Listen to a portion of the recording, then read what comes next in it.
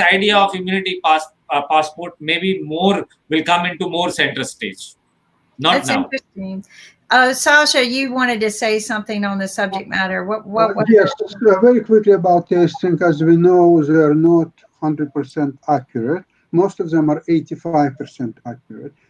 It's a very large number, 15%, if you consider that it's such an important outcome of test, and 15% is really a large number. Then second issue, I'm not so sure how quickly you get result of the test, and whether the result is for antibodies or results are for basically you have infected yourself or not. So there are drawbacks of tests. Now, speaking now about the complete picture of coronavirus is, it's just accelerated a lot of political, economical, and many other processes in the world. It's speeded up tremendously um, the fight for superiority between US and China. And in fact, the fight is all open air fair. It's now it's existential fight, even if there will be no military confrontation, but there will be a huge economical and political confrontation, and it will be more and more difficult for Europe to stand aside and just see who will prevail, and then take the winner side or the loser side, if you prefer. Europe will have to sooner or later, and I think rather sooner, to make a stance where they are. And it will be a very, very difficult, highly political decision. And even European Union doesn't have a unanimous decision on many issues. And some countries like Hungary, Poland, they have very independent points of view. In many cases, they're doing quite well for their countries and citizens, for their system, political. For example, as you know, for several years now, they disallow any immigration to these countries. They're just not taking anybody, period. Just say no, 100%, no immigrants are allowed. So this way, they keeping their countries quite homogeneous as the nationality, language is concerned, the way of life, the customs, the religion, anything, just name it. And therefore, you may say that they are going into nationalistic policies or so on. It might as well be, but a situation like this, it works really well.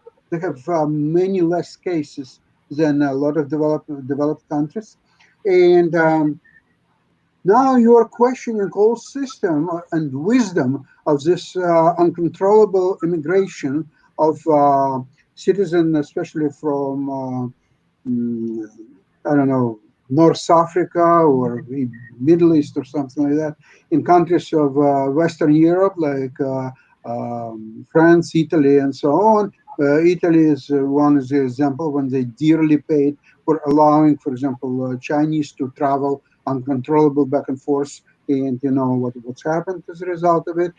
And I have one. He's a scientist. I just listened to his lecture on a Russian television program, and he's a man of culture. He loves museum and he travels a lot. And he's saying that, look, the Europe is completely different today than it was even 20, 25 years ago. Like before, I would go to Louvre and I would look at Gioconda and I would stare for it for hours. Today, you're going there and you're standing like this, there are all kinds of people, all those Chinese people barefoot, and they're coming there and they're breathing at you. And you can't even stay there even for 5 minutes and just watch it. So you have to leave for all practical purposes. No, does anybody need a Europe like that? Probably not, at least not me. And I'm applauding to countries like Poland and Hungary with all their problems and way of developing a normal Western European way of life. But at least what they're doing, you can criticize it, but there are a lot of wisdom in that, and I'm with both hands for it. I think that there's, people are putting some good thought into this. Again, I'm just, thrilled that one country was able to have actually a pandemic plan in place, and it worked out for them. But hello and welcome to David Cay Johnston. How are you doing? Glad to be here. Good afternoon. Happy Memorial Day. Got rid of the mountain man look. Yeah, you're looking good. Very sharp. 3 months. So the barber shop. Did you go to the barber shop? No, my 8th child, who's a lyricist, also turns out she could be a hairstystist of sorts. There you go. Ankit became a hairstylist. Ankit does his own barber work, and I've been running into a lot of people who've been doing their own. But welcome and happy Memorial Day, and thank you for joining us today and talking about the financial situations that each country's in, and how we can pull this out together, and what it's looking like. What does our future look like today? Well, we just ran a piece at DC Report, the news service that I'm the chief editor of. This happened to be a piece that I wrote. And it's about the data showing that the growth of money in this country, the United States, is at more than double the previous record rate. The narrowest. Can you explain growth of money real quick? Yes, the narrowest measure of money is bills and coins in circulation, bank deposits, and traveler's checks. Traveler's checks are minimal. And for years, the growth rate has been between about 4% and 7% a year. Under Obama, after the economy turned around, it was 6%. Under Trump, until the pandemic, it was about 4.5%, so it was smaller. In the last 90 days, M1 in America grew 42%. And bank deposits are at record levels. Institutional money market funds are at record levels. And what we're seeing is wealth and want growing at the same time.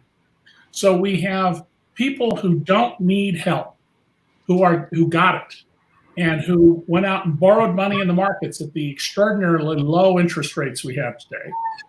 And so there are individuals and institutions that are flush with cash beyond any possible need for a couple of years. And then you have people who can't buy groceries, which is why you see these miles-long lines of people who can afford the payments on new cars. Those cars look pretty nice and shiny overall, who can't get groceries for their children.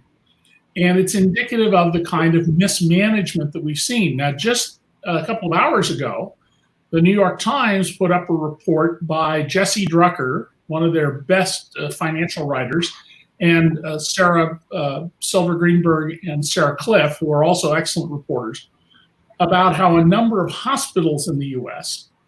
have enormous cash pile, billions and billions of dollars, and they've added to these, and they got money from the government through these. And so what we're seeing is, at the moment, wealth and want both growing. But what we will see coming out of this, because we will eventually get past this, is going to be greater inequality, greater concentration of power in narrow hands, and less competition. And in the 2008 Great Recession, which we are far past now, we are at the levels of the Great Depression of 1929 to 1933 in terms of unemployment and human misery.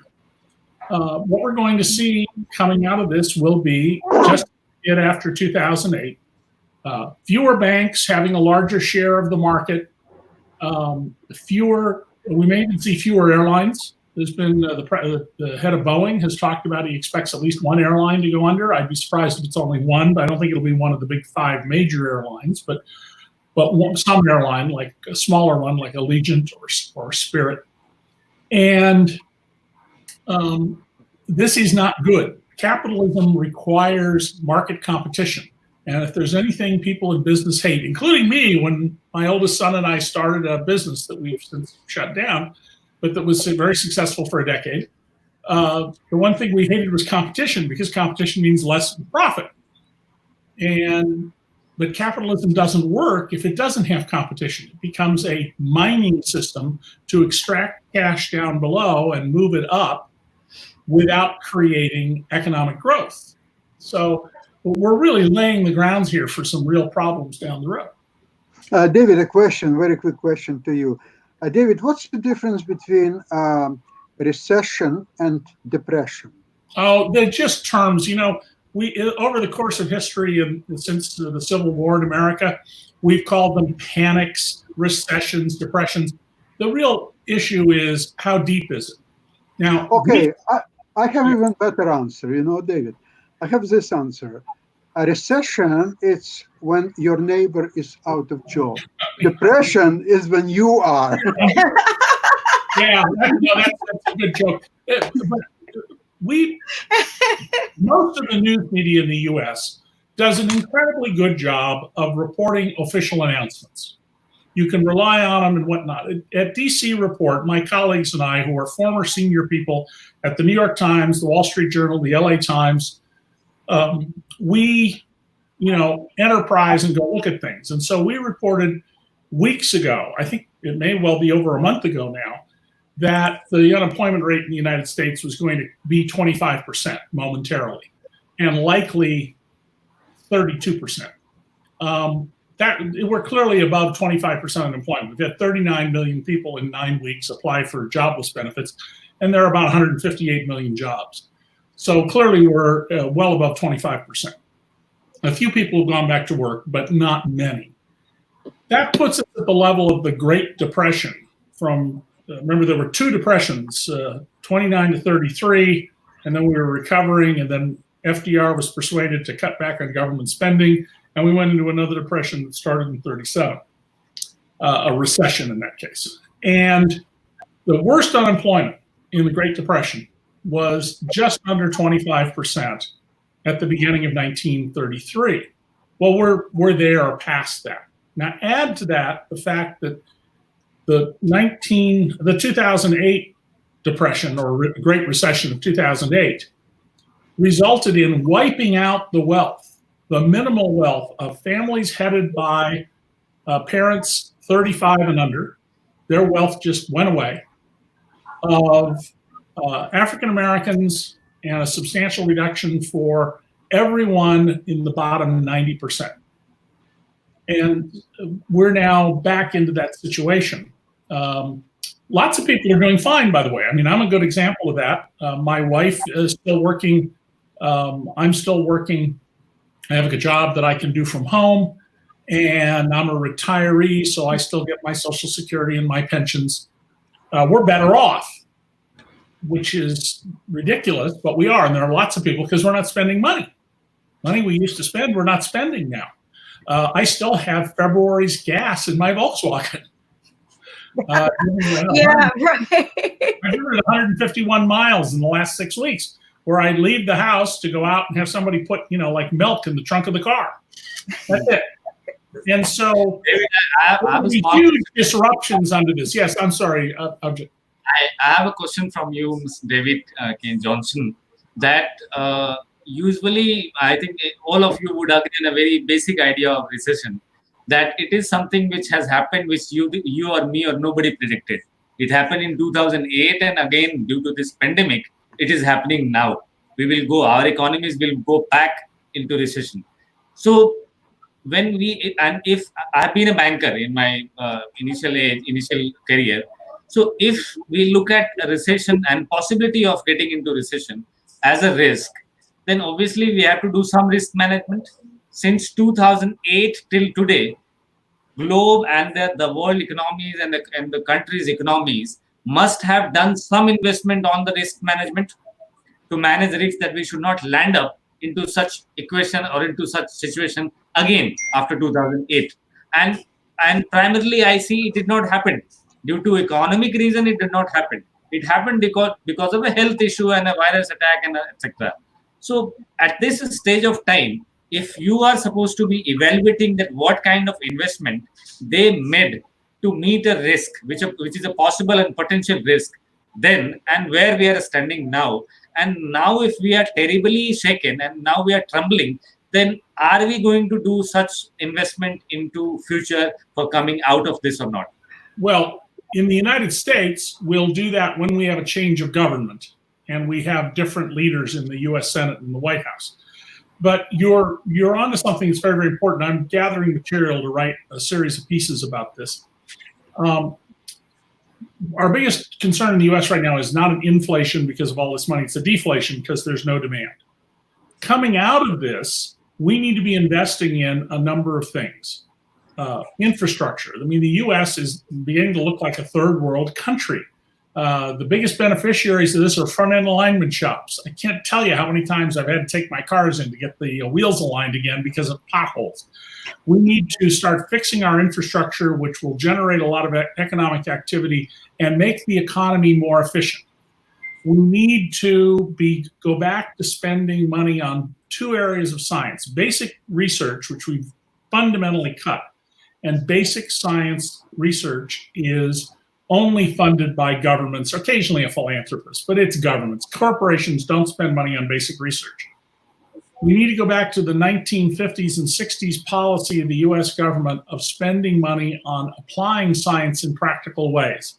There's a book by two MIT economists, one of them's named Gruber, and I'm sorry the name isn't coming up in my memory, but it talks about how to rebuild the American economy by investing in hiring companies to do science-related work. And interestingly, Rochester, New York, where I live, is, in their view, the #1 city in America to begin rebuilding the American economy.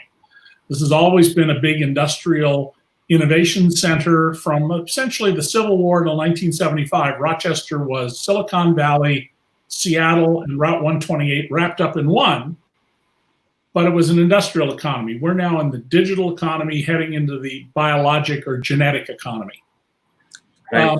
Then we need to have a significant redoing in America of our education system. We are still saddled with a 19th century education system designed to move us from an agrarian culture to an industrial one. So we taught people reading, writing, and simple numbers. But we did not teach critical thinking skills. We teach a horribly dishonest history of our country. I've always been struck by the fact that all of my friends who are Russian or Ukrainian know American history better than anybody I know in America who's not a history professor. And yeah, I mean, they can tell you about all sorts of events in American history that Americans are simply not taught about because we have this very dishonest history about our Civil War, about racism, scientific advance. And we've created a culture in the US in the last, I would argue, about 40 years of denigrating education. I was on a radio show about 10 years ago now where this call-in show, the person said, "Oh, you're one of those elite." And I went, "Well, thank you." And he said, "What?" I said, "Thank you, sir. I mean, as somebody who grew up poor, blue collar environment, if you think I'm an elite, that's an incredible honor, and I appreciate it." And then I said, "You have no idea what that word means, do you, sir? You should get a dictionary and look it up." And we have this real problem in America that we have made an honor to be stupid, to be moronic, or in the ancient Greek meaning of the word, an idiot. Only caring about yourself and not about the society around you. So I think absolutely, Abhijit, we need to have significant investments. America needs huge capital expenditure investments. The 2017 Trump tax cut was advertised as, oh, there'll be massive capital investment here in America by business. No, there wasn't. They bought stock buybacks and they created an incentive to invest overseas because your profits are minimally taxed by the U.S. if you earn them overseas, and all you need to do is find a country that is so desperate for jobs they don't care if they collect revenue from you or much revenue. And we need to fundamentally rework a lot of things in America, and I'm hoping that coming out of this, that's what we do. We fix education, we go back to investing in basic science, applied science through government spending. We change this culture that stupid is something to be proud of. But it's a big cultural shift. And in the meantime, your country, I assume you're from India, yes? Where is Abhijit? Yes, he's from India. Okay. He's and, there you go. Yes. Yes.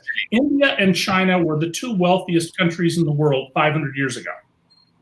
They are on their way back to achieving that. It won't happen in my lifetime, but they're getting there. And in China, what is holding it back is the oppressive communist regime at the top that limits creativity and freedom, and that's under stress because of that. And in India, it's this just abominable legal system that the British brought that is sclerotic and holding up the growth of the society. And once you deal with those, and there's some other challenges, but those are sort of the big ones in each country, I fully expect that both China and India are going to go back to being very wealthy countries. That doesn't mean they won't have poverty, they will, but they're going to be much better off than they are today. And the US needs to recognize we're in a new era. One of the things we're doing in the United States is, we're now spend on national security, not just the military, but spying and electronic surveillance and all that. Close to $1 trillion a year if you add the share of the national debt that we've created through this. And yet, we're building aircraft carriers that cost $13 billion and then a fleet of ships around them that make it $25 to $30 billion investment. You can take it all out with one missile. This makes no sense. This is not the warfare of the future. We're back trying to refight World War II. Why do we want to build to tear down? I mean, that doesn't make any sense. Yeah, it is. That's a great thing to put up the debt clock. The debt itself is not a problem. The U.S. government can spend any amount of money it wants. The history shows that when governments spend money that they have borrowed by putting money out, the people are better off because it's a liability to the government. It's an asset to us. Right. You just have to do it in relation to economic production and activity. And by the way, one of the things I expect that will come out of this will be some kind of a program for the failed small businesses in America, where we'll probably make loans that can be turned into grants to restart your business or start a new business if you're a business owner. Because we're going to see tons of small businesses fold simply because they don't have they're lightly capitalized and they can't take the shock. David, are you aware that the PPP that they gave out was supposed to go to a lot of the small businesses, but they changed the business model, they capped it. And so a lot of the companies, they only got $1,000. They didn't even get the rubber stamp 10,000. Well, all of the money went to the big companies, not the little companies. And that's, I think, because it was what it was intended by this administration, was to jockey the rules in that way. I went to see if the charity I run could get a loan to cover our 2 months of our payroll. Right. And I went to my bank, the bank for the charity, DC report, minutes after they said they would be open. I mean, within 5 minutes. And there was an announcement saying we're already have taken all the applications we can handle. I've got a confirmation number, and so I should have qualified for just the rubber stamp loan and didn't get anything. But Magic Johnson got so upset because the minority businesses did not get any money. The minority businesses did not qualify for any money. There shouldn't have been. The Trump administration would allow a policy that was bad for minorities. Right. So, yeah. So anyway, so Magic Johnson, I know you're probably aware of this, put up $100 million with his partnering bank to do a PPP, the 75-25% forgiveness loan. Now, if you read the rules, you'll learn how to make it 100%, which I did. I read all the rules. And I filled out the form. I got a confirmation number. And I qualified for a lot more money. This is for a real loan. This isn't for the PPP 10K. The format was so simple compared to the one that Trump's administration put out. And I filled out the form. I read the rules. And if you read the rules, you'll learn how to make it 100% forgiven. Right. And but he was more about giving you the money you need to sustain, not just here's a couple of dollars to get you by. Well, and this is really important to economic growth. I mean, I asked my wife, she runs a $500 million charity. Wow. And I asked her what would happen if half your staff left. And she was like, oh, it would take us years to recover because there's all these skills. You have to know the community. It's a community foundation. You have to know the community. You have to know the agencies. You have to know what people want to give. You have to know tax law. The whole variety of things. She has people on her staff that they know. So the Danes, I think, have been very smart about this. They basically said, we're going to give companies money to keep people on their payroll so that when this passes, and it'll become endemic, and we will have cures, if not a vaccine, we'll have reliable treatments, and we move forward. That's a much smarter way to do it than what we've done. But, that this administration, run by the worst predators on Wall Street, even though it was promised we'd get the opposite, of course it's going to rig the game for big companies and going to cut out every way it legally can minorities. I mean, there's no question about the hostility of Donald Trump and the people around him. And I've known Donald, as you know, for 32 years, covered him longer than any other American journalist. Donald's a racist to the core. And his policies reflect that. And the thing is that a lot of people don't realize that in the loan process, I don't know of any minority that got it. And the few minorities that might have, they only got the $1,000, not the $10,000. What does $1,000 buy you in this scheme of an 8-week period, or even 10?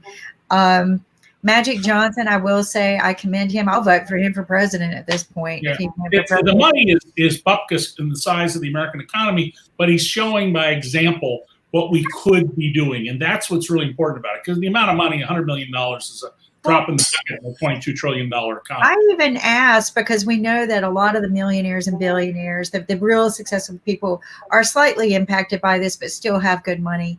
And I even asked, why can't we say, okay, if you guys put up loans, this was just before Magic did this, right, put up loans and get 100% tax deduction for it. Because, in a donation kind of program, you're capped at what you get back. So why not just say that any of these millionaires and billionaires or people with money that put up a means to help support the small businesses will get 100% tax? Well, Congress could enact a tax credit that allows you to do that rather than a tax deduction. And no cap. But the problem is Mitch McConnell, the majority leader in the Senate, has already said he wants to cut back on the aid going to ordinary Americans. And that's because Mitch McConnell, who grew up with a trust fund, good for him. Silver spoon. He's worried, oh my goodness, people will want to be on the dole instead of working, never mind all the evidence to the contrary. And, right now what we're seeing in Washington through the Senate and the White House is an American government of the rich, by the rich, for the rich. And not just all the rich, but the worst people among the rich in America. And passing a tax credit would be a very smart idea to encourage this, to encourage investments. We could come up with a whole variety of strategies to do that. But nothing like that will happen until at least January 3rd of next year, when we have a new Congress. Well, and it might not happen then, because it depends on who's in Congress. And who's in control. And if the Republicans maintain control of the Senate, we will just, tread along with the most minimal possible help to people who aren't at the top. Just like I believe that if they would just to help give a stronger, quicker relief, just say, okay, nobody pay their taxes right now. Just get yourself recovered, use what money you have to get yourself back on your feet, but don't put any pressure on anybody. But they're not doing that. I want to tell you what, the one, how they've made people where they can't get thrown out of their homes and stuff like that. The one thing that didn't change was your tax debt. They may have delayed it, but they are not. If we're going to have relief for buyers and renters of their homes, then we have to provide relief for landlords to the degree that they're leveraged. I mean, there's some landlords who, once they pay off their loans, they keep the property because they got great cash flow. But that's not the norm. Most of them swap into another piece of property, take out more non-recourse debt. And we need to, small business people, including landlords, need help as much as working people. So, Sasha, where do you live? Toronto, Canada. In Toronto. Okay. We are neighbors, practically. Okay. Well, one of my children is a Canadian citizen. She's a lawyer in suburban Toronto. Represents children. She's a child advocacy lawyer. How do you see the government in Toronto, the federal government, the provincial government of Ontario, and the municipality of Toronto dealing with this in economic terms? Canada Canadian dollar, of course, as we know, is not a reserve currency, and therefore Canada has to be very careful with this foreign debt, which for a small country like Canada, only 36 million people live in Canada, although territory is huge, but as we all know, we all live across 49 parallels. So the issue is to keep the foreign deficit down. And I've noticed one thing. You were not too concerned about $25 trillion of U.S. national debt.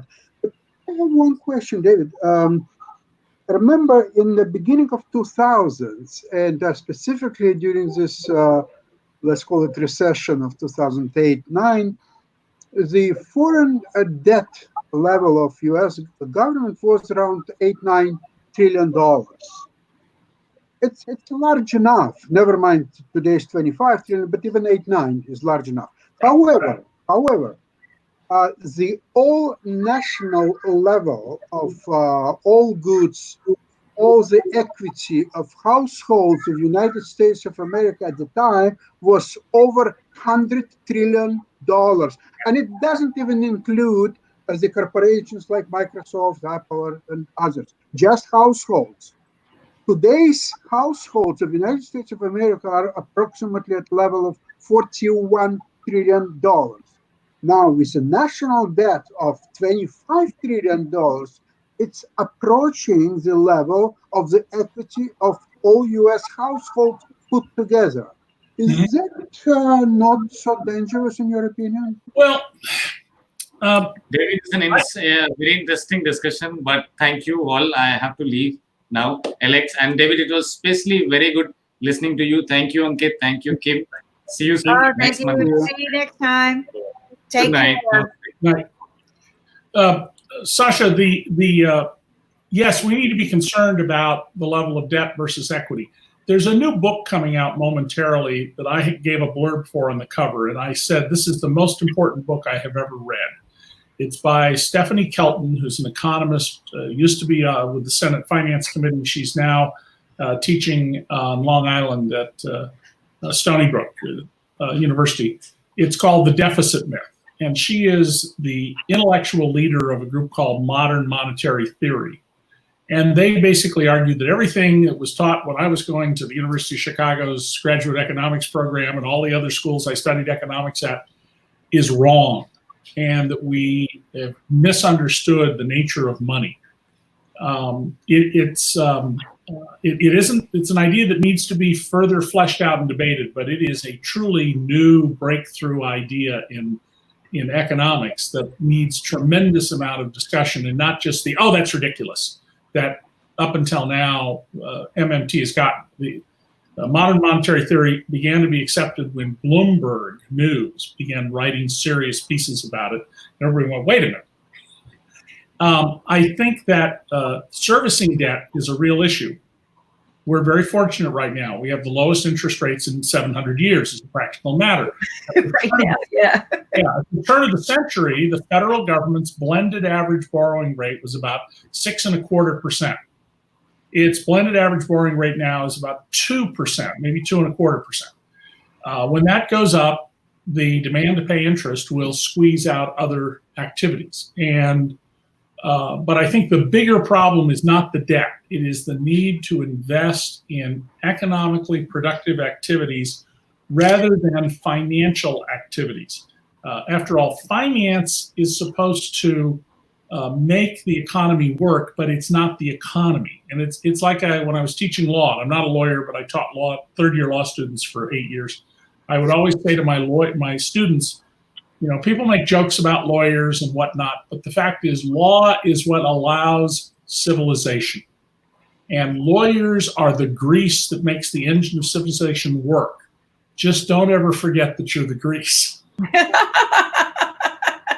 Oh, you didn't say fat. You didn't say fat. You said grease. You're the fat that makes it work. The grease. I like that. I mean, fundamentally, what we're not doing in America is investing in long-lasting, economically productive assets. We've turned this into an economy of financialization, which is cheap on a relative basis to doing other things. It's short-term, and it distorts your concept of return. I mean, I sat next to a guy one day on an airplane who was telling me he and his partners had decided not to invest in an opportunity to make something here in New York State. And I said, why? And he said, well, because we're only going to make a 42% return each year on our money. And I looked at him and I said, a 42% return is inadequate? Well, yeah, because there are plenty of opportunities to make 60 or 80% by going through the market and not investing in making something. And that's, we've got to get the rules changed here about that. So, I'm concerned about the debt to some degree, but I think that we can manage all of this prudently. And what we really need to work on is investing in economically useful activities. Little thing from the American Association of the Advancement of Science. More than one half of the economic growth in the U.S. since World War II is because of taxpayer investments in science. My little iPhone here, my computer in my hand, that all depended on in taxpayer investments in mathematics, in material science, in computer science, electrical engineering, a whole bunch of things taxpayers put money into. And we need to be investing in things that will lead to useful products and more efficiency, and recognize that in the industrial world, what created jobs in the industrial world? Inefficiency. When in India, the first steel was made in India roughly 2,500, 3,000 years ago. To make 1 ton of steel back then took years and years and years of labor. Now we make steel in 40 minutes of labor. That's efficiency. So, steel jobs have shrunk like crazy, right? In 1958, we had a steel strike in the eastern US, and my parents' business failed in California. Steel isn't that important anymore. Car manufacturing, the number of hours to make a car has come down just tremendously. And we need to realize that, the old economics that we grew up with, that's changing. And what in the world's going to happen when the genomic age really hits us? You bring up something that always hits my heartstrings. Is a small town in North Carolina called High Point, and we were world famous for our furniture. Oh, yeah. The furniture industry changed considerably, and good quality furniture was no longer a factor. And so it, of course, went all over the world, and High Point completely shut down. And the economics just really was horrific on that town. And it became, the drug center of the state. It became just the poorest of poor that you could ever see. But I'm real proud of this town because the crime rate was really, really high, right? And you just did not even want to go there, let alone go live there, right? So the police department, of all people, the police department took control of the city, and they turned it around, and they reduced, like, one of the worst crimes in the world, to me, domestic violent fatalities went from way up here, which was very high in a low income like it, to zero. They reduced to zero. But they took control of the situation. They've cleaned it up so well, so that now whenever somebody, and the town is cleaned up, right? Like, well, they've also adopted better police practices. Yes, they did. Fomented domestic violence instead of reducing the tension. Right, but they took control. But the police did this, and they've cleaned it up so nice that you want to go live there, right? So now their economic situation is turning around for different reasons. But now when somebody calls me up and says, my daughter's in a domestic situation, or and they ask me, what do? I go to High Point. They have zero tolerance, and they have reduced the fatalities to zero. They've actually reduced the repeat offenders. You're going to love this. They reduced the repeat offenders to zero. Yeah, that's very impressive. A little story about the furniture making industry there in North Carolina. About 15 or 18 years ago, I had lunch with a woman who worked for one of the big brand name high-end furniture companies in customer relations. And she was telling me about how they would sell corporate conference tables. And if somebody called up and said something was wrong, they would put a technician on an airplane and send them there to fix it at no charge, because that was their business model. And then when we opened up trade with China and with Vietnam, they began making all these tables with veneers instead of solid wood. And they put limited warranties on them. And what happened is, for a period of time, she said, profits went way up. The managers were very happy. And then people stopped buying their stuff. They weren't going to pay instead of a $40,000 table, maybe it was only $30,000. But as a practical matter, they would have been just as fine buying a metal table for $5,000. Right. And the market went away because people still wanted the quality furniture, but they weren't making it. She lost her job as a result of this. And, people, we need to recognize that there's value in things we make. We want to make quality items. You go to Japan. One of the first things I was struck by when I went to Japan 35 years ago was, my goodness, how expensive just a cup of coffee was. Oh, yeah. You don't see people living in the streets like you do in America. High prices and high wages go hand in hand, along with high taxes, to maintain a useful society. So it is a fully functional, useful society. I want to share something with you guys I found just because this was interesting to me. This isn't really about economics, but it's about the situation we're in today. And I thought this odd because this went, it's been around a long time, the board game, but it actually received a big upgrade last year. Microsoft owns it, but it's called the Pandemic board game. Has anyone ever seen this? Has anyone ever seen this? It looks a little like Melania on the cover. Right, but here's what's funny is it's been around since 2008. It was written by Matt, somebody, a real famous game writer, but the board game got a huge upgrade in August of 2019. And, telling you, hey, this is a great way, what are you going to do if the whole world got hit with the pandemic? How would you control it? I just thought it was interesting. I didn't know if I'm going to buy it because I think I need to learn what to do when there's a pandemic. Maybe I'll buy it and give it to our government. But you can also get the 69-page booklet the Obama administration left for the Trump administration. Oh, the pandemic team. Yeah. They left a 69-page, guidebook. Here's what to do. What's interesting, and I don't know, I've been talking about it all day, is Iceland. If anyone takes a look at what they did and how they addressed the situation, but they survived this pandemic very well. They never even closed down the schools.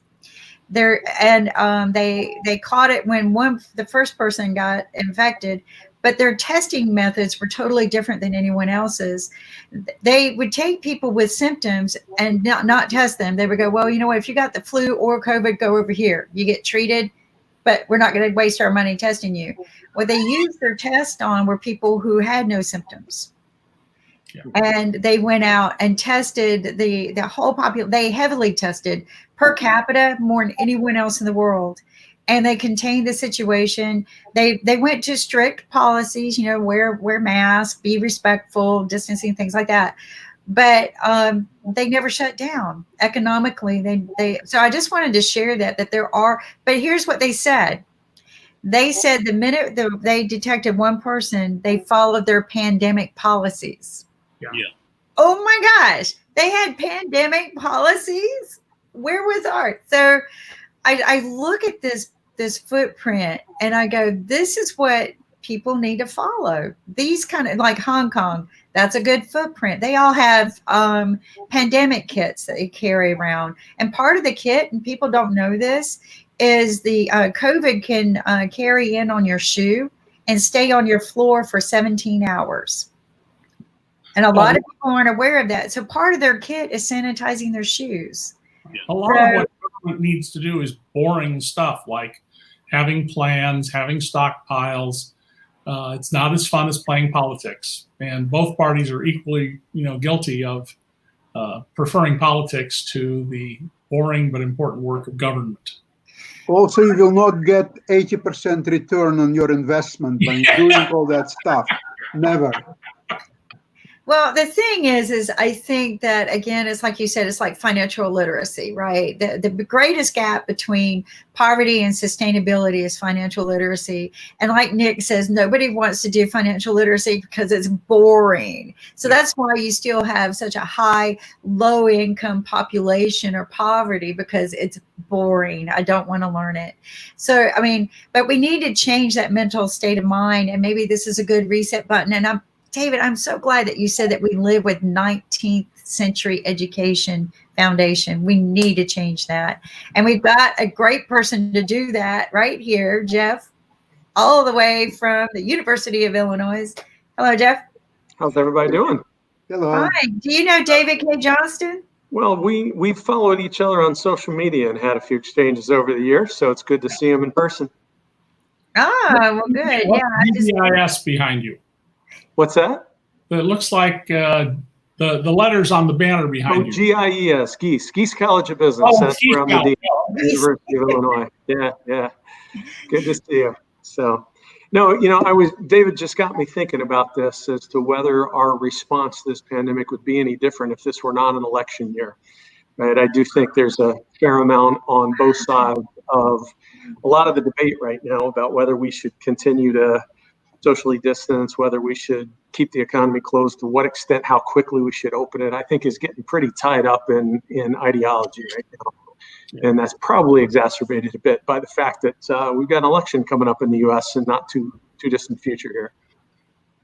No, you're absolutely right. And what a mindset to start considering some of these factors of how it's not just going to impact us, but how it's impacting the campaigns.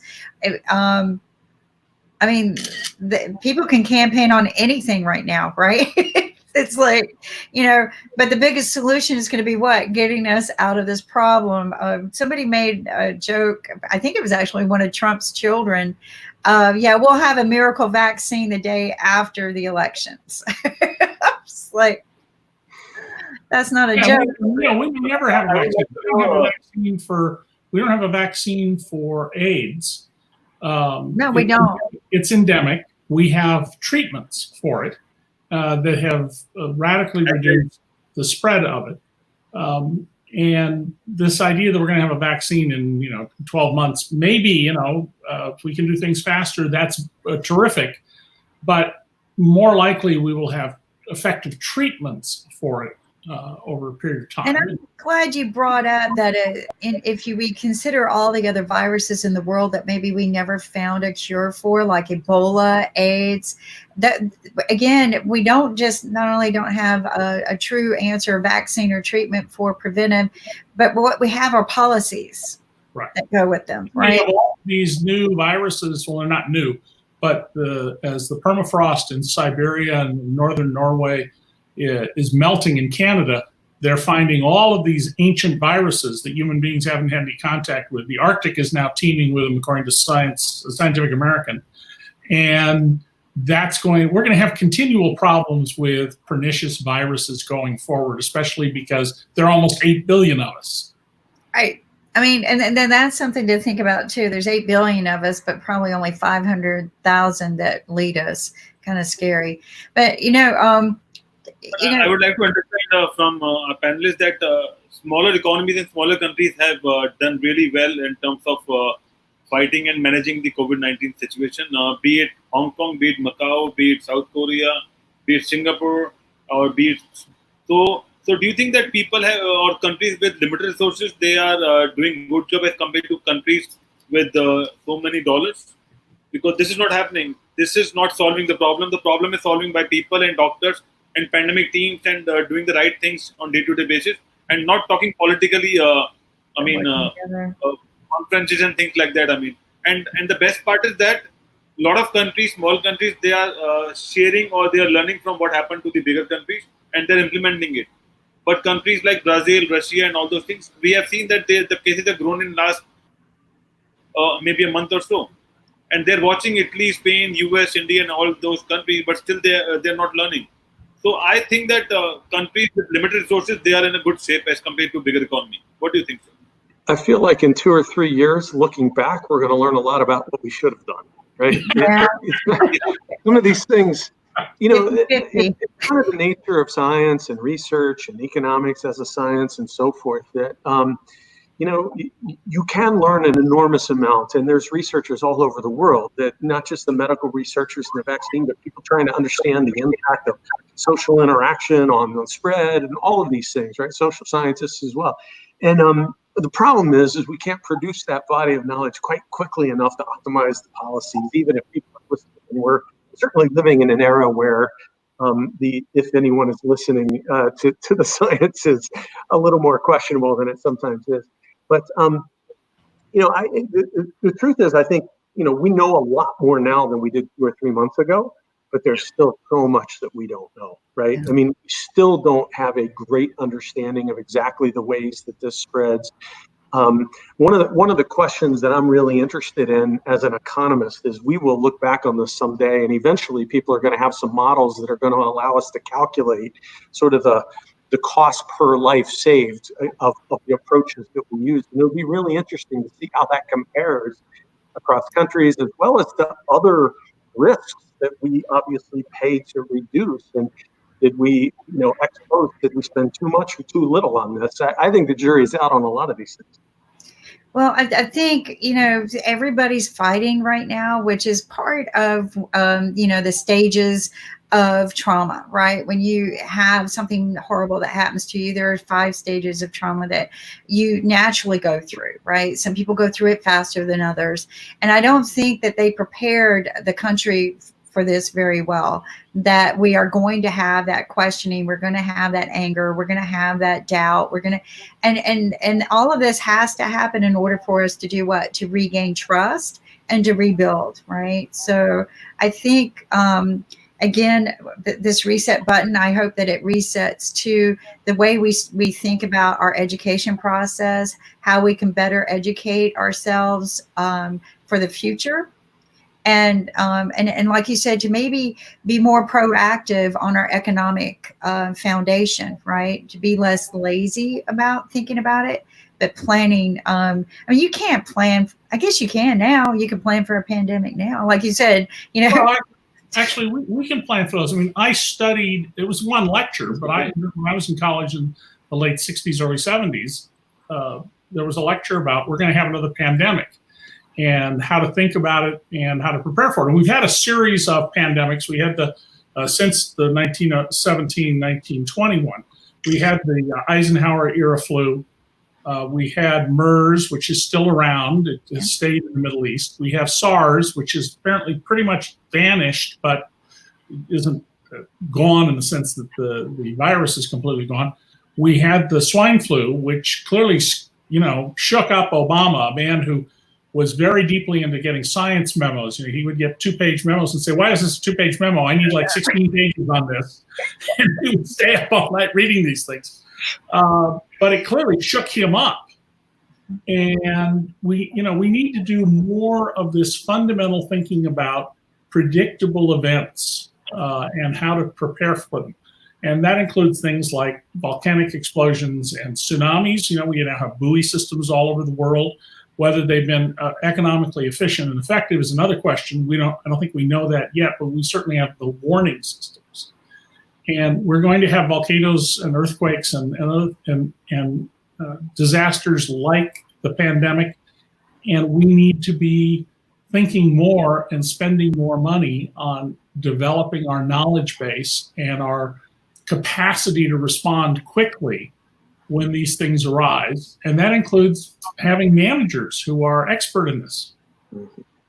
You know, I agree with you. And I guess, you know, we got to spend money on a lot of different things. But one of the things that I guess has concerned me, and maybe even the past 2 or 3 years, because like you said, we've seen the coronavirus keep popping its head up over the years, and we've yet to continue funding the resources that it needs to maybe stop it.